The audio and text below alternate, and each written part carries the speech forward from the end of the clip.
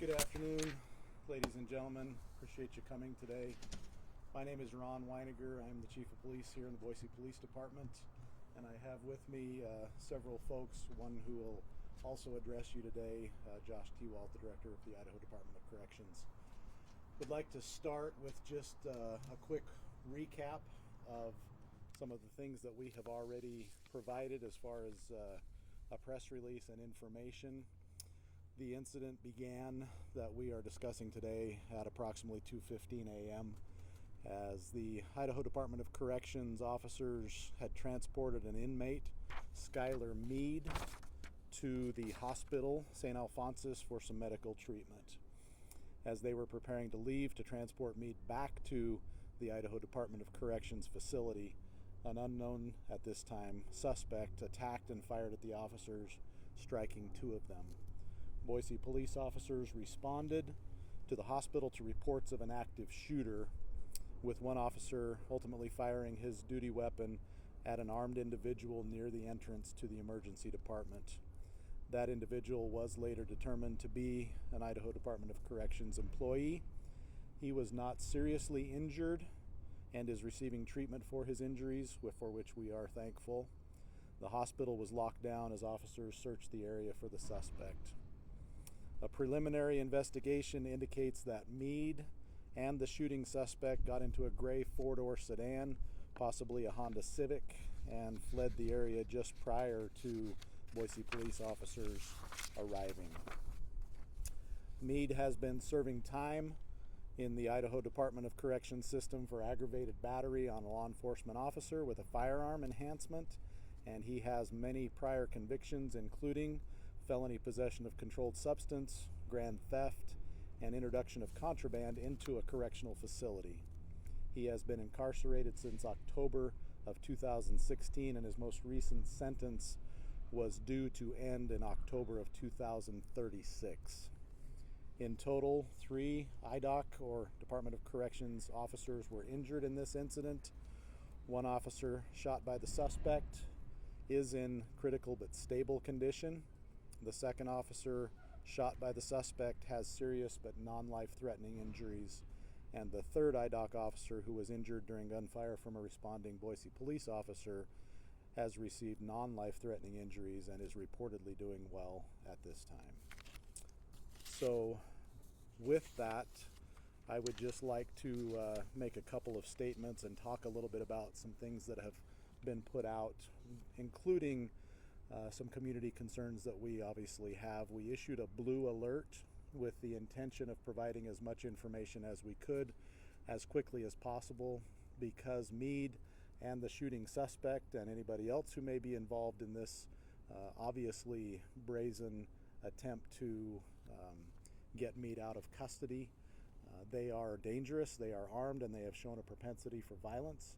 And we want to make sure that any member of the public who happens to come in contact with them is aware of that, and that you do not try to intervene or contact them, but simply call 911 and provide us with as much information as you can. This is a very dynamic, unfolding incident, and we are searching as quickly as we can, following every lead we can, to try and get these folks into custody again as quickly as possible. But I want to make sure that the public knows these folks are dangerous. We don't believe they are necessarily a danger to the public per se, unless they are confronted or somebody stands in their way of being captured again.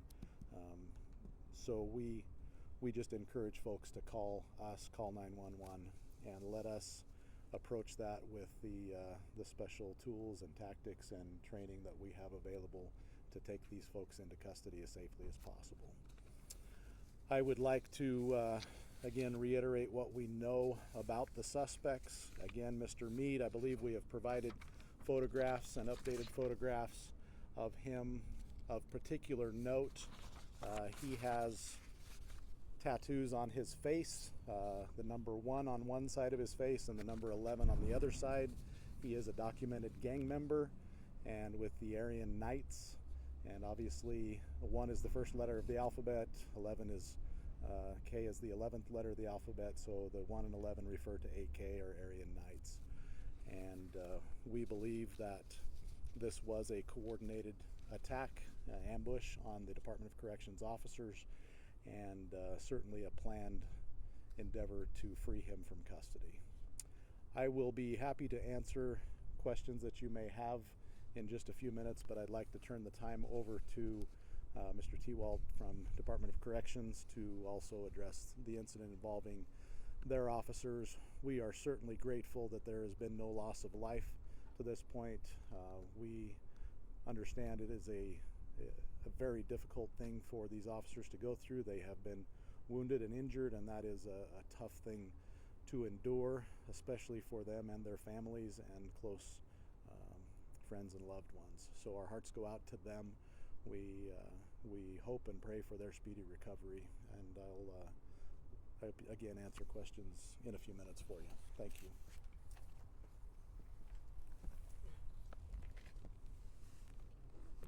Thank you, Chief. My name is Josh Tewalt. I'm the director for the Idaho Department of Correction. I think the Chief did a great job of outlining the timeline of events as we know them from when this incident took place. I'm not going to speak in any detail about how those particular events unfolded, as those are still being investigated. But our priority, first and foremost, is making sure our staff are okay. And we're incredibly grateful that our staff are healing right now. We're also grateful for the tremendous response from law enforcement, Boise Police Department, Ada County Sheriff's Office, Idaho State Police, Garden City, and others from around the valley who have reached out, offered assistance, both in support for our agency, but also help in apprehending Skylar Meade and his accomplices once they're identified. Skylar Meade was housed in administrative segregation in B Block at the Idaho Maximum Security Institution. I know we've had a number of questions about what led to his transport to the hospital. Last night, he engaged in what I would describe as self-injurious behavior. Our on-site medical determined that he needed to be transported off-site for emergent care. At that point, we stood up a transport team that left the Idaho Maximum Security Institution at 9:35 and arrived at Saint Alphonsus Hospital at 9:50. Meade was treated until he was discharged at 2:08 this morning, and as we now know, 2:15, that 911 call was made for assistance. As a result, and the Chief adequately and appropriately described this as what we believe to be a planned attack, but in the event that it was not isolated, we took every precaution we possibly could. At 2:33 this morning, the entire South Boise complex was placed on secure status. Our correctional emergency response team was activated. We deployed resources from throughout the state and the agency to help assist wherever those resources may be needed at the department or in the community. And we're especially appreciative of all the help that we have received since. In the meantime, we've also made every investigative resource at our disposal available to try to help understand how this attack was planned, but also to glean any information or intelligence that we can to help identify the accomplices or others who may have been involved in securing Mr. Meade's escape. With that, we're also I'm happy to answer any questions that you all may have, but again, just really want to express our gratitude that no lives were lost this morning. That's, I think from my seat, there's not a scarier phone call to get. So just incredibly relieved that at least the physical wounds are well on their way to healing, although we've got a lot of work left to do. And as I said, I think the response this morning and everything that we've seen since just shows how well this state is served by the law enforcement professionals that call Idaho home. So with that, I'll stand aside and answer any questions that you may have for us. Do you have any other information on the suspect who shot at officers? So we are working to identify that person. We do not have that done yet. So for all we can say right now is we're focusing on the vehicle. It appears to be a 2020 gray Honda Civic, and that vehicle was seen fleeing from the scene. We do not know where that vehicle is right now, so we would ask for the public to keep an eye out, be alert, and look for that vehicle or anything else that may look suspicious. Obviously, Mr. Mead is fairly recognizable from the photographs that have been provided, so we ask you to please watch and look for them, him, the vehicle, anything that you may come across or see or know. One thing that I would be remiss if I didn't mention, this incident was obviously very traumatic for those who were at Saint Alphonsus Hospital, both their staff, people who were being treated for medical issues at that time, and so we want to recognize the fact that it was a traumatic incident for those folks, and we would also like to recognize that Saint Alphonsus was not necessarily targeted in this situation. It just happened to be where Mr. Mead was being treated. So business has resumed and is bumping right along at Saint Alphonsus. They are continuing to serve the needs of our community. We do not believe there is any danger there at this point for anyone who may need to respond for treatment or for appointments or anything else on that campus. It does appear to be safe and secure, and they are conducting business as usual. We are turning all of our focus at this point to the apprehension of Mead and identification of his accomplice or accomplices who may be involved in the planning and execution of this event that brought us here today. Chief, you said Boise police didn't get there until after the suspects left. Is that correct? The investigation does appear to show that they fled just prior to officers arriving on scene. So the initial shooting targeting the Idaho Department of Corrections officers, both of those officers were shot before Boise police arrived on the scene, and we believe that both the shooter and Mr. Mead fled in that vehicle before they arrived. And then Correct. that third officer, you said they sustained injuries after being fired at. Could you say if they were shot? Certainly in the investigation will bear out those details. We know that, frankly, at the very least, there was some shrapnel type injuries from something, so I cannot definitively say if it was a bullet wound or if there was simply some shrapnel that injured him, but that will certainly be covered and become clearer in the coming days to us for sure. And are those IDOC employees in uniform, or are they not? I would have to let Mr. Tewald answer that question. Yeah, as a matter of practice, I'm going to get rid of that. Our transport staff are in uniformed, what we call black and tans, with a ballistic vest. But they are in uniform. But I also think it's worth noting, at least from my discussions with the staff who were involved, just how chaotic a scene like that can be. And while the investigation is certainly going to help us better understand what happened, I can tell you from all of our staff who were involved this morning, we were appreciative of BPD showing up when they did. Another follow-up question to that. I know 3 of your employees were injured. Could you comment on the typical staff to inmate ratio when you guys do perform one of those medical transports? Yeah, absolutely, and I think it's a great question.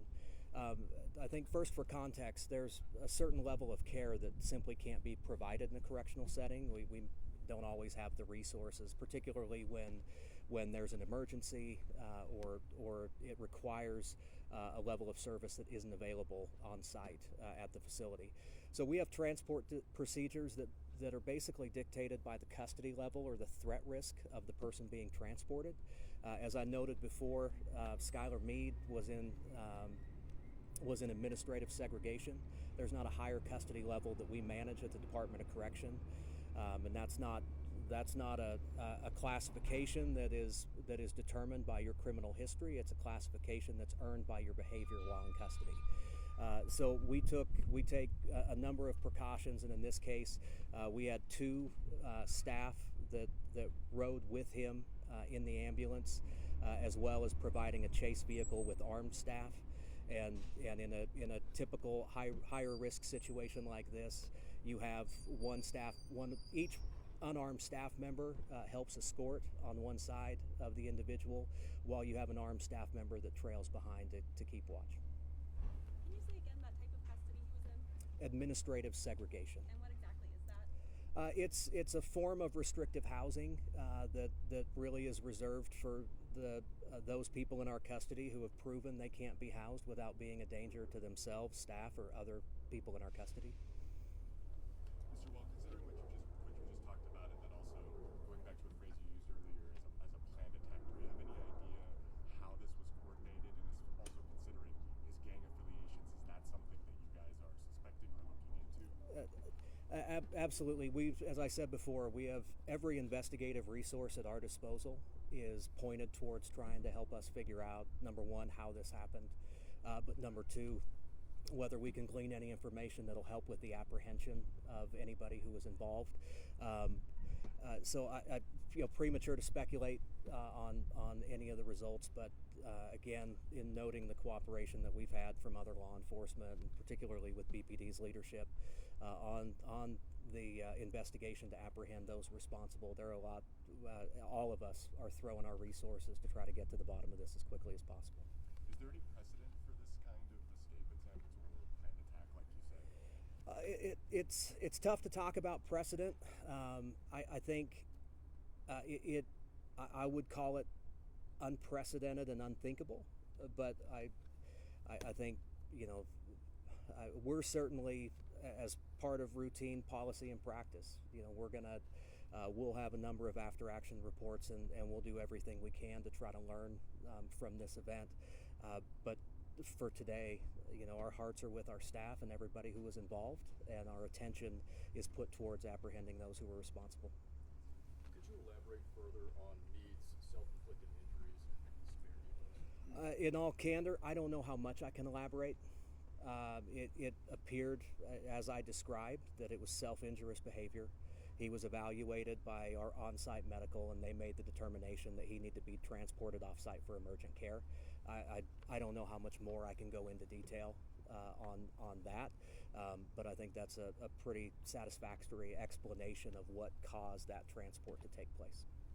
Do you typically go to the same hospital, or do you have different hospitals that you pick? I can get back on that. I think it depends on the availability of the emergency rooms and the type of issue that's being treated. So I'll have to get back and provide some additional clarification on whether there's a routine that can be ascertained. But I just, with practical experience and knowledge, I would say that tends to be varied a little bit based on who's busy, what's available, and the type of care that they need to receive. Is it possible that there was other people at other hospitals prepared to do the same plan? I don't want to speculate on what's possible. What we know is there was somebody at Saint Alphonsus. Maybe that's a better question for the law enforcement. Do you guys think that there could have been other people at other hospitals staging? So I would echo what's been stated. We don't know what's possible. We do know that just about anything's possible, and it's certainly going to be part of the investigation to follow up and see. Certainly we want to know exactly what happened, and our efforts will, I am confident, lead us to the apprehension of those involved, to the identification of those involved, and we should have a better idea once that takes place. But we are keeping everything open as far as possibilities, and we'll be looking at all of those things in the investigative process. What was the last lead you all had? There have been dozens of leads coming in all night and all day, so I don't know exactly what the last one is, but I know that there are teams of detectives following up on leads throughout the night and throughout the day today, and throughout, frankly, the entire state and region. So we have partners that are helping with this investigation from multiple agencies. Again, some right here. We appreciate the Idaho State Police and their support. As has been mentioned, the Ada County Sheriff's Office, Meridian Police Department, Garden City Police Department, Caldwell, Nampa, everybody is on board, including agencies to the north, to the east, and all around us in the state of Idaho and beyond for this investigation. I don't know if you know, but how far do you Well, if they're obeying the speed limit, I guess you could do that math, but certainly the possibilities are they could be anywhere at this point. We don't have leads necessarily narrowing them down to a particular area. We are open to wherever they might be at this point. We're following every lead and accepting every possibility. That rule alert came out a couple of hours after the shooting. Is there any reason for that delay? Certainly the information that we were gathering, responding to a very chaotic scene and gathering what we could. It takes some time to gather footage from security cameras and all of those places to put it together, contact the Idaho State Police, have them push that out. All of that information needs to be vetted somewhat to make sure that it's accurate so that we are not unnecessarily alarming members of the public. And we also take into consideration that at 2 or 3 a.m. there's probably not a whole lot of people sitting by their phones waiting for that information. It's probably more effective when you get a little bit closer to the waking hours for most of the folks in the general public. One thing that I would like to say, we don't speculate too much at this point in these investigations, but I think it's fairly obvious from what I have seen that the officers who responded to this incident responded with the understanding in mind that there was an active shooter at the hospital, and they went into immediately upon their arrival to try and deal with that threat to protect the staff and the folks that were working and the patrons at Saint Alphonsus. And so they immediately entered, and as Mr. T-Walt alluded to, it was a very chaotic scene. So the investigation will bear out the details, but I personally am thankful for officers who are willing to run towards the sound of gunfire and be willing to face any challenge and any threat regardless of the risk to their personal safety. We are again grateful that those who were injured are not more seriously injured, and that it looks like they will pull through and make a recovery. So with that, I think we're going to end our time today. Unless anybody has a really pressing last question, we're going to thank you for your attendance, and we'll give you more information as it becomes available. Thank you.